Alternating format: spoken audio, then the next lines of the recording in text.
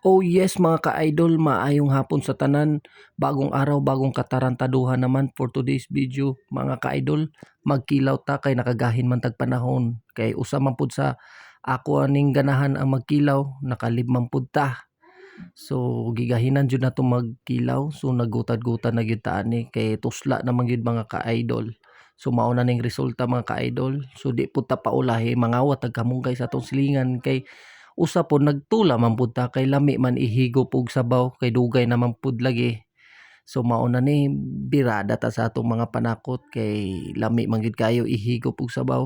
Gipreparar na gid nato ang atong tula and then mao na ning part nga atong imikos-mikos ang atong mga panakot sa atong kilawin. Lami kayo na mga ka-idol kay gikinamot gayud na mga idol. Naa gyud ang mga vitamins gibanlawan, gibagwasan. So tiya mo na mga ka-idol.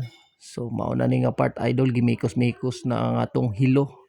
Kay lami man gayud lagi ni mao ni naghatag og kusog og kabaskog mga ka-idol. Birada na mga ka-idol. So mao na ning finishing idol. Gimikos-mikos na. Tilawan ta og okay ba gayud? Pasado ba sa inyo mga ka-idol?